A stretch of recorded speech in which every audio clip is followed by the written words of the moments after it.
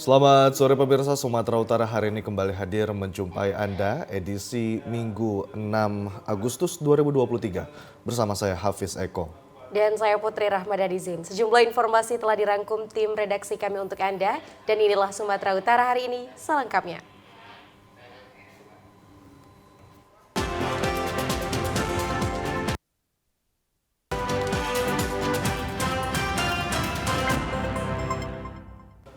Pemirsa, 8 orang rombongan pengajian warga Mandailing Natal terjun ke Sungai Batang Natal di Kelurahan Simpang Gambir.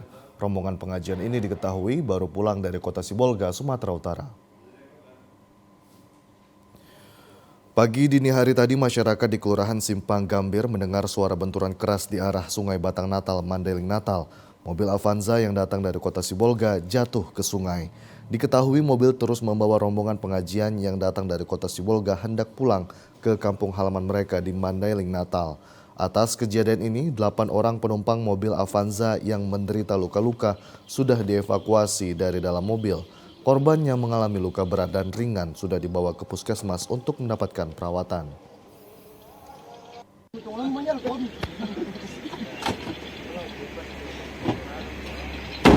Yang saya tahu rumah kita kan dekat di sini. Terus ada suara tadi buar gitu kan. Terus kami datang kan. Terus habis itu kami kejar rupanya ada yang mobil yang jatuh. Terus kami tanya, kami selamatkan korban-korbannya semua. Terus kami tanya sama orang itu entah dari mana dan mau kemana kan. Kata orang itu dari Sibolga mau ke Tangsi Atas. Aparat kepolisian lalu lintas Polsek Linggabayu sudah melakukan penyelidikan di lokasi kejadian. Seorang ABK kapal bernama Olan usia 35 tahun warga Kelurahan Belawan Bahagia menjadi korban begal di jalan stasiun di depan Terminal Bandar Deli Pelabuhan Belawan. Menurut Olan, kejadian tersebut terjadi pada Minggu dini hari sekitar pukul 1:30 waktu Indonesia Barat saat naik sepeda motor dengan tujuan ke kapal KM5 Dai 8 yang sandar di dermaga Pelabuhan Belawan Lama. Saat sepeda motor yang dikendarainya tiba di jalan stasiun, tepatnya di depan Terminal Bandar Deli Pelabuhan Belawan. Saat itu sepi, ia dihadang 9 orang pemuda. Dirinya yang saat itu duduk di atas jok sepeda motor langsung dikeroyok. Saat dikeroyok ia terjatuh dan sebagian pelaku mengambil sepeda motor dan juga handphone milik korban. Korban dianiaya hingga babak belur. Ia juga telah melaporkan kejadian tersebut ke Polres Pelabuhan Belawan dan berharap pelakunya segera ditangkap dan barang-barangnya dapat dikembalikan. Kalau kejadian Setengah dua ya? Ya. Anda dari mana? Dari rumah mau ke sini, mau ke kapal. Oh, mau ke kapal. Yang diambil apa saja?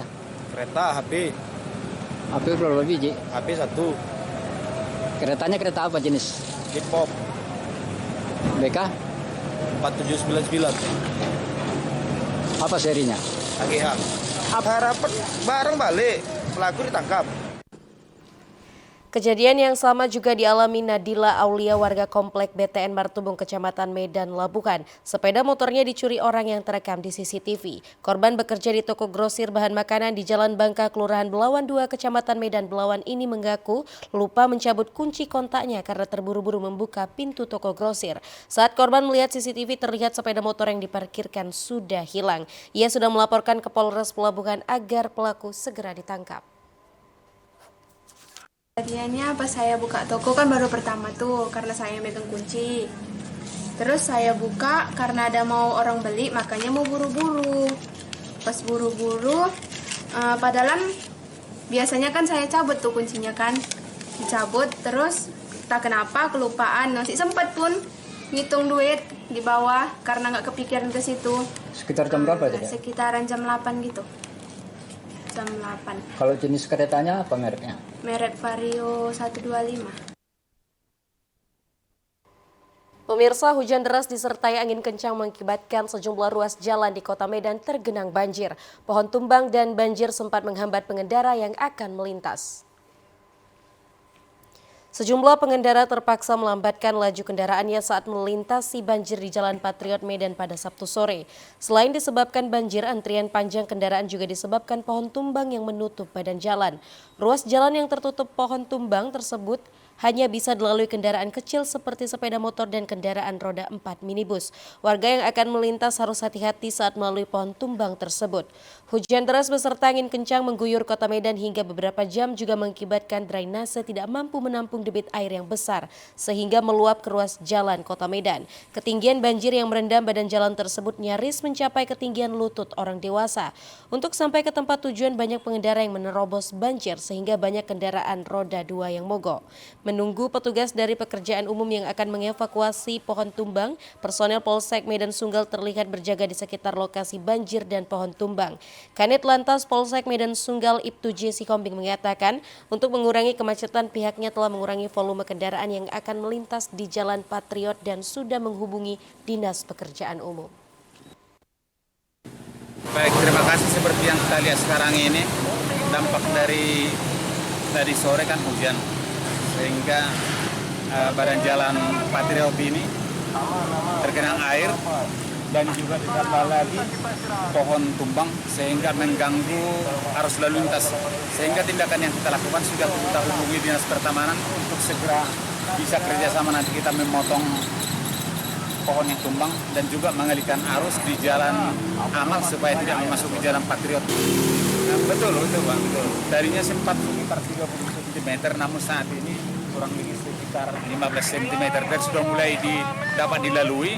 Tapi karena pohon masih melintas di badan jalan, kita tetap kurangi volume masuk kemari arus lalu lintas demikian. Masyarakat Kota Medan dihimbau untuk tidak berkendara saat hujan deras dan angin kencang agar terhindar dari kecelakaan dan juga pohon tumbang. Sementara itu pemirsa, dua kelompok antara pemuda Gudang Arang dan Belawan Lama saat banjirop terlibat tawuran dengan mempersenjatai diri dengan senjata tajam berupa celurit dan pedang.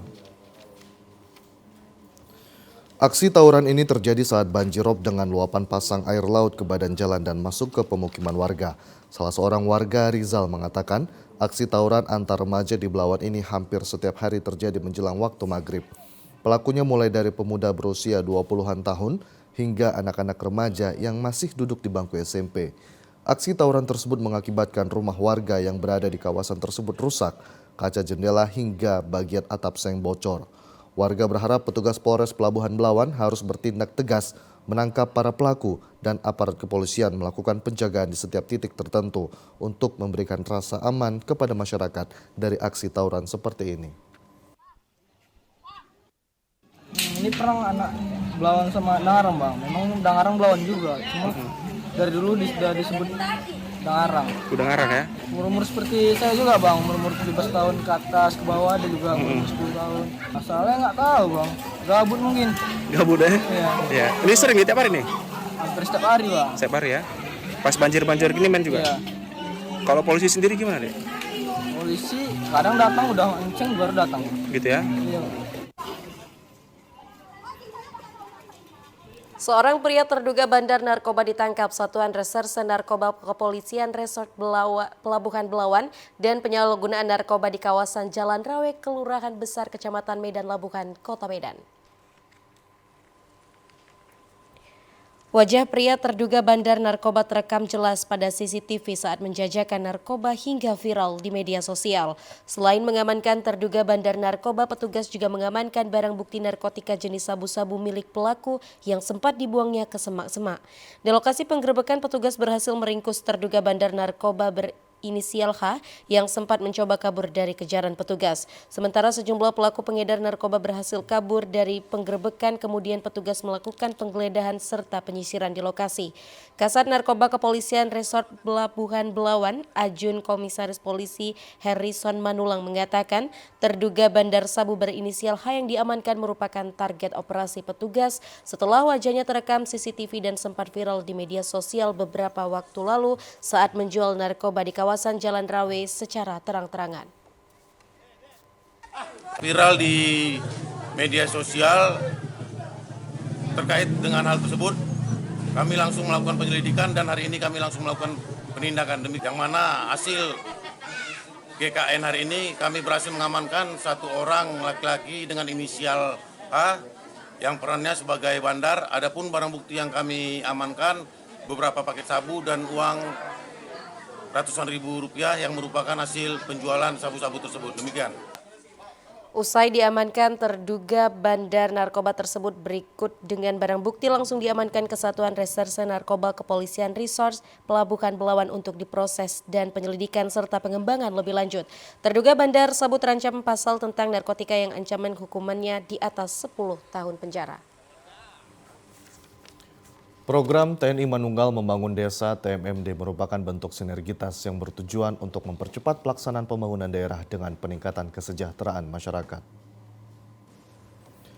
Program TNI Manunggal Membangun Desa atau TMMD ke-117 tahun 2023 yang dilaksanakan di Desa Sitinjak, Kecamatan Angkola Barat, Kabupaten Tapanuli Selatan. Dalam pelaksanaan TMMD ke-117, Kodim 0212 Tapanuli Selatan sebagai pelaksana mengerahkan 180 pasukan gabungan untuk membuka akses jalan sepanjang 8.200 meter. Selama ini sudah bertahun-tahun warga merasakan membawa hasil panen dengan cara memundak untuk dijual melewati jalan setapak berjarak mencapai 2 km hingga sampai ke tempat yang bisa dilalui sepeda motor. Perjuangan warga untuk membawa hasil pertanian seperti buah salak harus lebih hati-hati sebab melewati jalan yang berlumpur. Selain itu, untuk mengurus administrasi kependudukan di Kecamatan Sipirok, warga harus berputar dari Kota Padang Sidimpuan yang memakan waktu hingga 1 jam. Daerah ini kita pilih karena merupakan daerah yang sebelum-sebelumnya sudah kita tinjau dan merupakan daerah yang sangat prioritas. Kita nilai, kita lihat dari daerah yang lain karena masyarakat sendiri sangat membutuhkan jalan ini. Masyarakat sendiri sangat mendukung.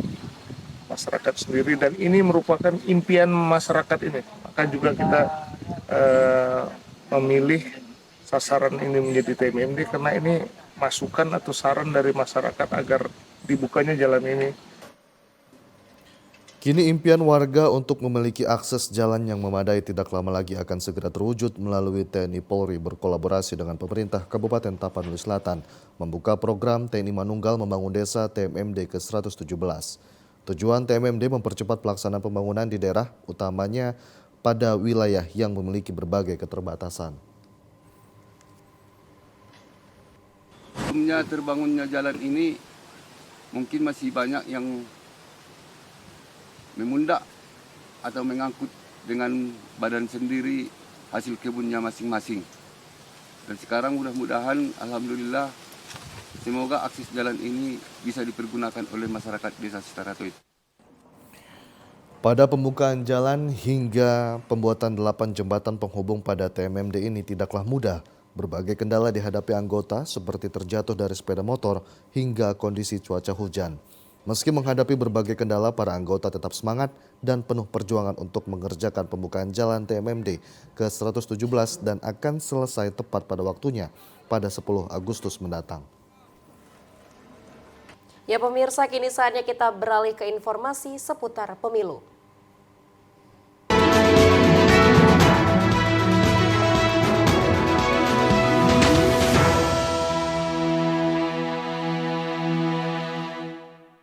KPU Kabupaten Labuhan Batu Utara menggelar rapat dan penyampaian hasil akhir verifikasi dokumen bacalek anggota DPRD Kabupaten kepada peserta rapat dari partai politik.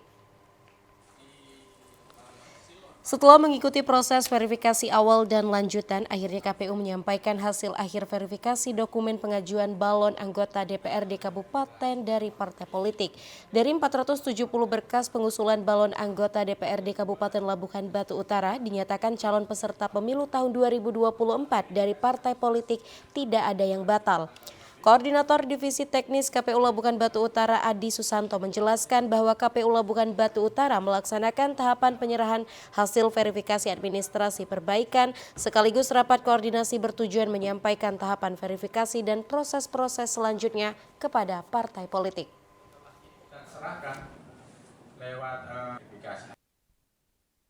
Hari ini KPU Labuhan Batu Utara bersama sebenarnya pada teman-teman KPU kabupaten lain juga itu melakukan tahapan kegiatan penyerahan hasil verifikasi administrasi perbaikan dan dilanjutkan dengan rakor rakor penyampaian. Jadi rakor itu bertujuan menyampaikan terkait dengan hasil verifikasi administrasi dan proses-proses ke depan. Karena dari tahapan 4 surat juknis di 403 dibuka ruang setelah disampaikan dari tanggal 6 besok itu sampai dengan tanggal 11 itu partai politik masuk ruang. Sementara itu sesuai proses tahapan pemilu mulai 6 hingga 11 Agustus 2023, partai politik akan memasuki ruang pencermatan BCS. Sistem informasi pencalonan silon yang digunakan KPU dalam melakukan pendaftaran bakal calon legislatif Bacalek membuat proses pendaftaran dan verifikasi lebih efektif.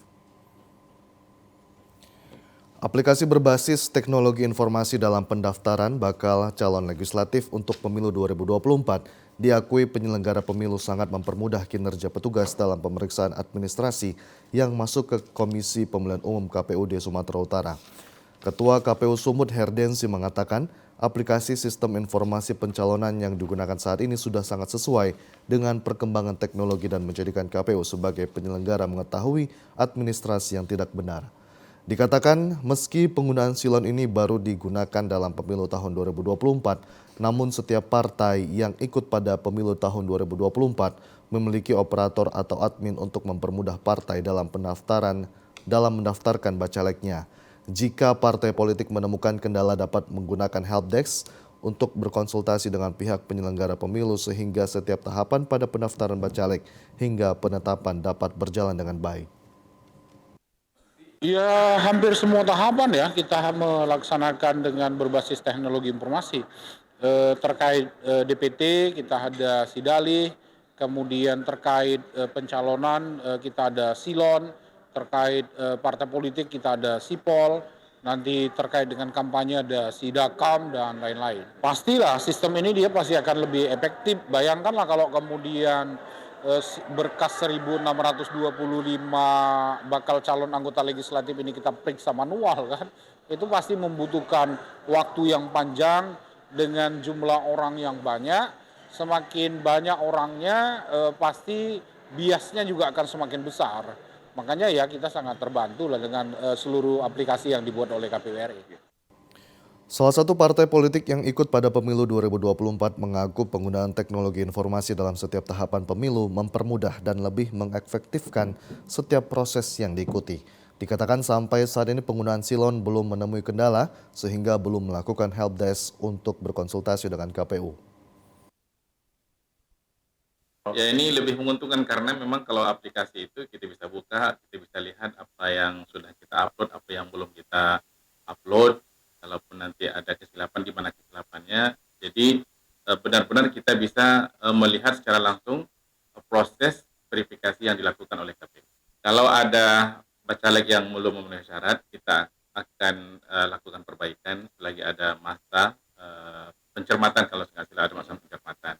Dan alhamdulillah kita yakin insya Allah PCAD dari Partai Keadilan Sejahtera untuk provinsi semuanya insya Allah akan memenuhi syarat. Seluruh tahapan pemilu dalam pendaftaran bakal calon legislatif hingga penetapan calon masih berjalan dengan baik. Usai dilakukan pengumuman, penetapan calon KPU masih memberikan waktu untuk melakukan perubahan dengan persetujuan DPP partai politik. Ya pemirsa, informasi lainnya akan kami hadirkan usai jeda pariwara berikut ini. Tetaplah bersama kami.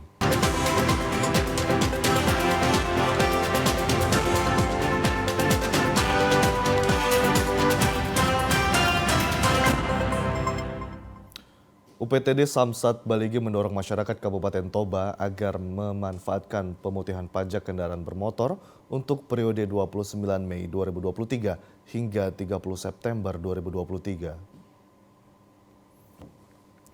Pemutihan pajak kendaraan ini sesuai dengan surat keputusan Gubernur Sumatera Utara nomor 188/44-UPTD pengelolaan pendapatan daerah Baligi.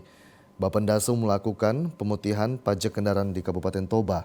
Program ini meliputi bebas tunggakan pajak PKB tahun ketiga dan seterusnya, bebas denda PKB kecuali denda PKB atas BBN 1, bebas pokok BBNKB kedua dan seterusnya, bebas denda BBNKB kedua, bebas pajak progresif dan bebas denda SWDKLLJ untuk tahun yang lewat. Kanit Regiden Satlantas Polres Toba Ibtu Walperik Sianipar menghimbau masyarakat agar membayarkan pajak kendaraannya melalui sentra pelayanan pada 2 tempat, yakni di UPTD Samsat Balige dan Samsat Gerai Pelayanan Pembantu Porsea yang dibuka mulai Senin hingga Sabtu.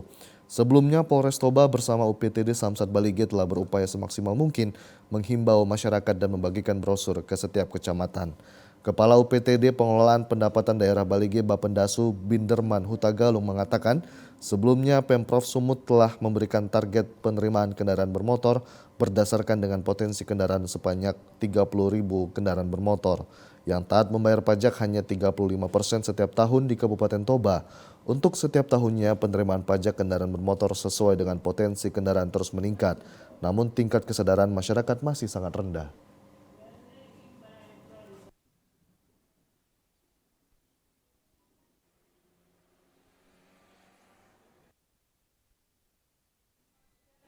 Secara antusias masyarakat ada positif, namun Pak, saat ini kondisi masyarakat pada saat ini banyak kebutuhan-kebutuhan yang diperlukan khususnya masalah pendidikan anak. Dan kami dari UPT Samsat Balige telah melakukan upaya yang maksimal Pak untuk menggerakkan kesadaran masyarakat taat membayar pajak.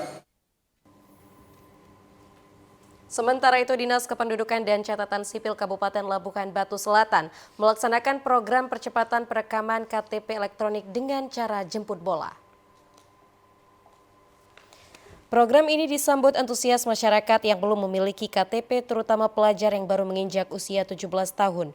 Puluhan warga dan pelajar terlihat mengantri untuk melakukan perekaman. Selain di ruang bagian pencatatan sipil, perekaman juga dilakukan dengan mendatangi sekolah dan pondok pesantren. Sedangkan masyarakat yang tinggal di desa dan jauh dari tempat perekaman, dilakukan jemput bola agar warga dapat dengan mudah melakukan perekaman. Kepala Dinas Kependudukan dan Catatan Sipil Labusela Hamid Nasution mengatakan, untuk mensukseskan pemilu 2024, pihaknya telah menyiapkan dan melakukan perekaman pemilih pemula, sekaligus memperbaiki data identitas kependudukan masyarakat yang KTP-nya hilang akan dilakukan perekaman kembali. Pihaknya juga menjemput bola baik ke sekolah tingkat SLTA, pondok pesantren dan desa-desa sekabupaten Labuhan Batu Selatan.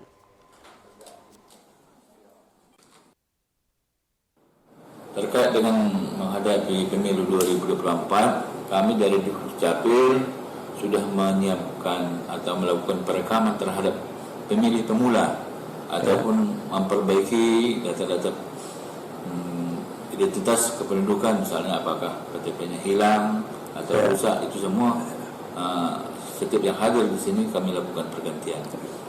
Jadi sekarang ini kami sudah melakukan jemput bola baik ke sekolah-sekolah yang tingkat SLTA, pondok pesantren maupun di desa-desa seluruh Kabupaten Labuhan Batu Selatan. Masyarakat dihimbau agar segera melakukan perekaman KTP elektronik untuk menggunakan hak pilihnya dan mensukseskan pemilu tahun 2024. Pemirsa, berikut informasi perakiran cuaca di sejumlah daerah di Sumatera Utara dari Badan Meteorologi, Klimatologi, dan Geofisika. Wilayah 1 Medan berlaku pada hari Senin 7 Agustus 2023.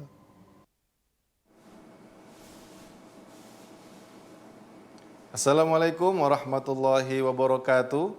Halo Sobat BMKG, bersama saya Devri Mandoza, Perakirawan BMKG Wilayah 1 Medan, akan menyampaikan info perakiraan cuaca untuk wilayah Sumatera Utara, Senin 7 Agustus 2023. Pada pagi hari, kondisi cuaca berawan dan berpotensi terjadi hujan ringan di Kepulauan Nias, Labuhan Batu Selatan, dan Labuhan Batu Utara. Pada siang dan sore hari, berpotensi terjadi hujan ringan hingga lebat di wilayah Sumatera Utara dengan hujan lebat di wilayah Langkat, Binjai, Medan, Karo, Samosir, Pakpak Barat, Humbang Hasundutan, Tapanuli Tengah, Sibolga, Tapanuli Utara. Untuk malam hari, berpotensi terjadi hujan ringan hingga lebat di wilayah Sumatera Utara dengan potensi hujan lebat di wilayah Langkat, Binjai, Karo, Dairi, Pakpak Barat, Toba, Samosir, Tapanuli Utara, Humbang Hasundutan, dan pada dini hari kondisi cuaca berawan di wilayah Sumatera Utara. Untuk suhu udara 17 hingga 34 derajat Celcius, kelembaban udara 60 hingga 95%, angin dari tenggara hingga barat daya dengan kecepatan 10 hingga 30 km per jam. Untuk titik panas atau hotspot di Sumatera Utara pada tanggal 5 Agustus 2023 terdapat 5 titik panas, 1 di Nias Selatan, 2 di Tapanuli Tengah, dan 2 di Samosir. Kami menghimbau kepada warga masyarakat untuk tetap waspada terhadap potensi terjadi hujan lebat di sebagian wilayah pantai timur, lereng timur, pegunungan, hingga pantai barat Sumatera Utara pada sore hingga malam hari yang dapat memicu terjadinya bencana hidrometeorologis seperti banjir, longsor, dan genangan air. Demikian informasi yang dapat kami sampaikan. Semoga bermanfaat bagi Sobat BMKG sekalian. Terima kasih. Assalamualaikum warahmatullahi wabarakatuh. Ya pemirsa, informasi lainnya akan kami hadirkan usai jeda pariwara berikut ini. Kami akan segera kembali.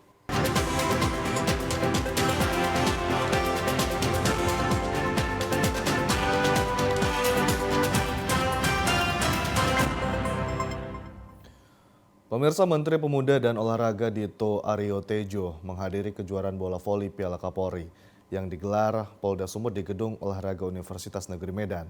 Ia berharap dengan digelarnya kejuaraan bola voli ini mampu meningkatkan kualitas atlet anggota Polri. Kejuaraan bola voli memperebutkan Piala Kapolri 2023 antara kepolisian daerah se-Indonesia ini digelar untuk menjaring kemampuan dan skill para atlet voli yang merupakan anggota Polri. Menpora didampingi jajaran pengurus Pusat Komite Olahraga Nasional Indonesia dan Kapolda Sumut Irjen Pol Agung Setia Imam Effendi.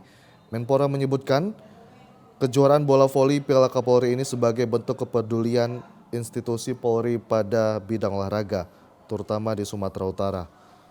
Kejuaraan bola voli Piala Kapolri ini juga menjadi ajang seleksi atau penjaringan atlet bola voli yang berasal dari Polda Sumut untuk memperkuat tim Provinsi Sumut pada ajang Pekan Olahraga Nasional 2024, di mana Sumut menjadi salah satu tuan rumah. Tidak hanya bola voli, Menpora menyebutkan kepedulian Polri juga pada beberapa cabang olahraga lainnya seperti menembak dan tinju.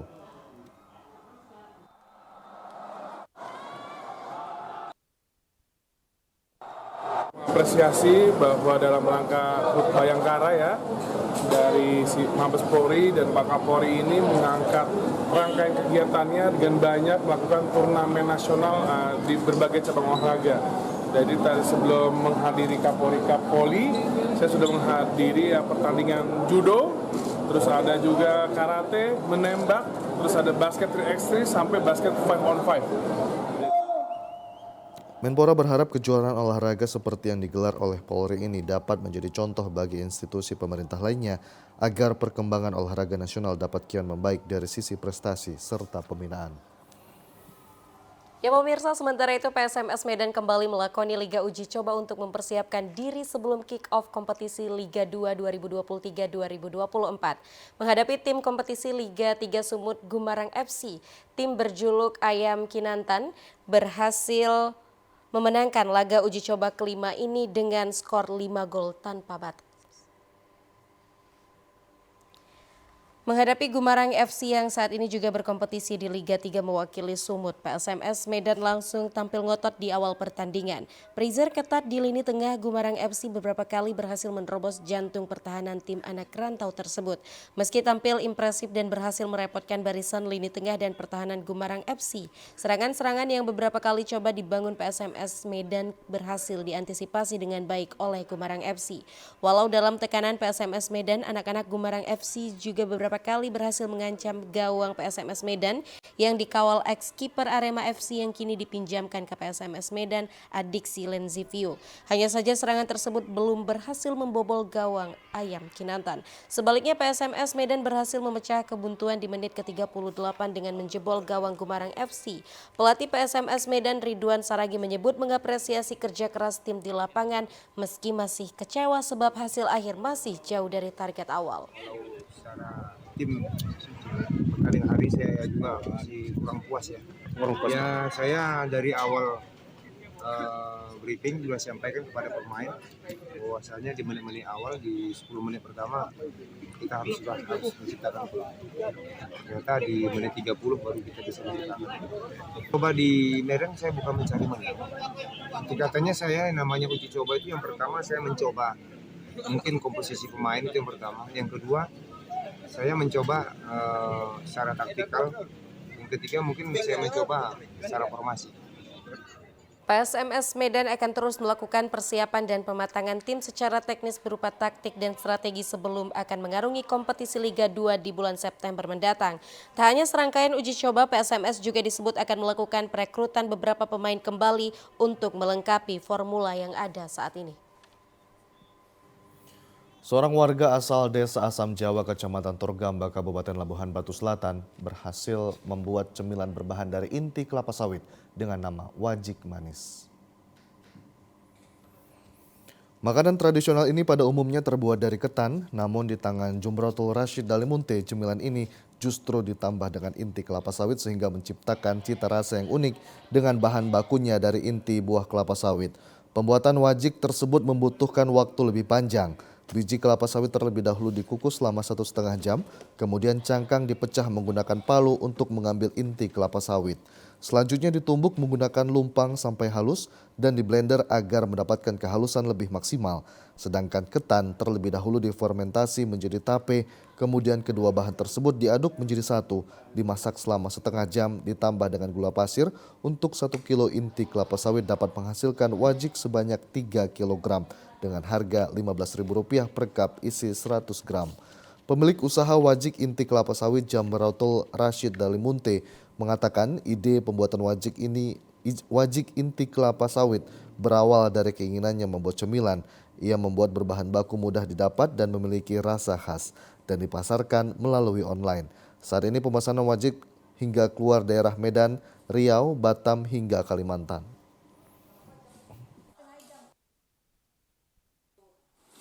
Ini yang diolah wajik kelapa sawit, Bang. Jadi bahannya itu salah satunya dari inti kelapa sawit. Pasarannya sekarang itu kita hanya jual dari online. Kalau pemesanannya sejauh ini dari Kalimantan, Bang. Balikpapan. Jadi kemarin sudah ada yang pesan dari Balikpapan. Kalau yang di sekitar sini itu kemarin ada pesan dari Deli Serdang, Pekanbaru, Langkat, sama di Medan. Harapan saya ke depannya semoga UMKM semakin maju, semakin jaya. Karena keterbatasan alat pada pemecah cangkang, wajik inti kelapa sawit tidak dapat diproduksi secara massal. Pemirsa, Taman Wisata Iman atau TWI Dairi adalah sebuah kawasan wisata rohani di Sitinjo, Kabupaten Dairi, Sumatera Utara. Kawasan wisata ini tidak hanya terdiri dari rumah ibadah dari 6 agama yang ada di Indonesia, melainkan juga wahana wisata alam, sungai, dan juga fasilitas penunjang lainnya.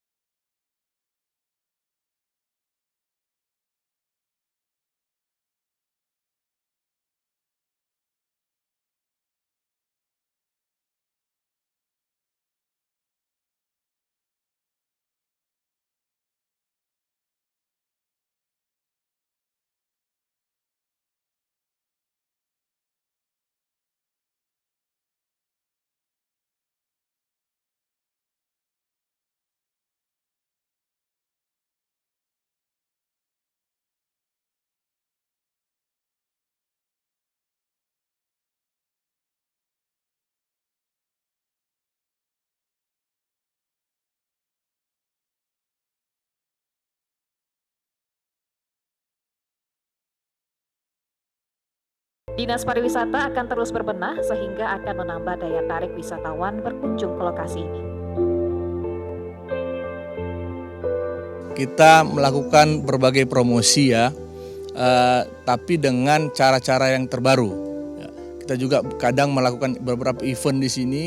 Kita membentuk kelompok-kelompok wisata, Pokdarwis, terus komunitas-komunitas untuk melakukan berbagai kegiatan di sini.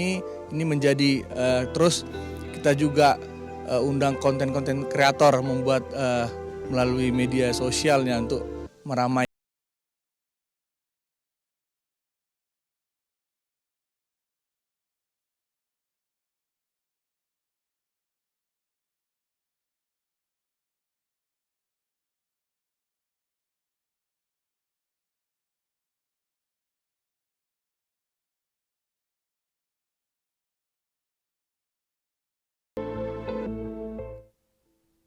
Ya pemirsa, kini saatnya kita beralih ke informasi lintas Andalas.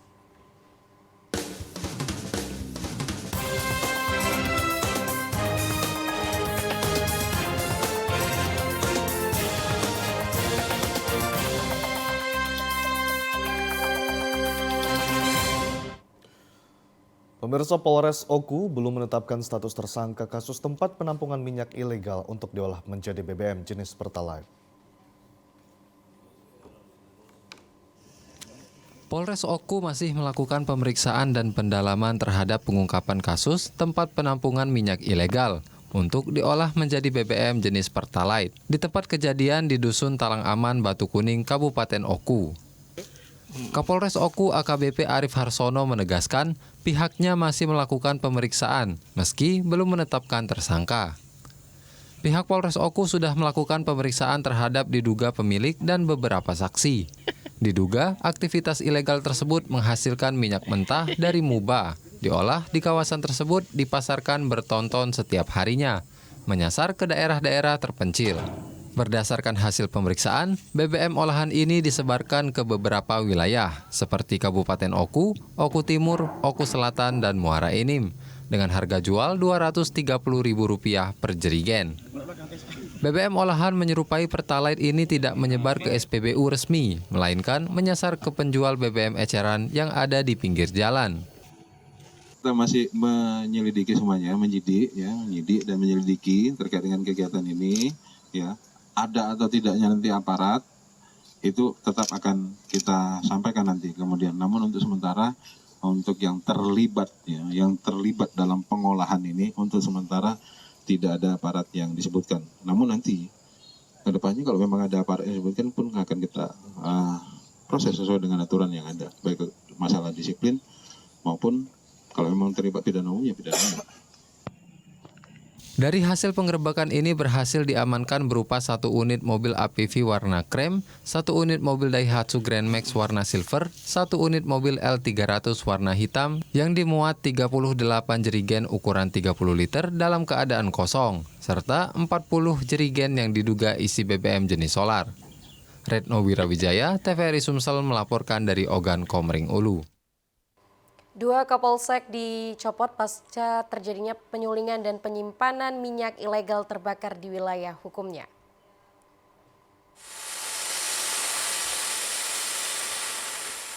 Kapolsek Babat Toman Musi Banyuasin dan Kapolsek Pemulutan Ogan Ilir dicopot dari jabatannya usai gudang penyulingan dan penyimpanan minyak ilegal di wilayah hukum keduanya terbakar.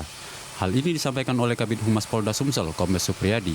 Kedua Kapolsek itu sudah dinonaktifkan dan saat ini diganti oleh PLH, sesuai surat perintah yang dikeluarkan Kapolres setempat.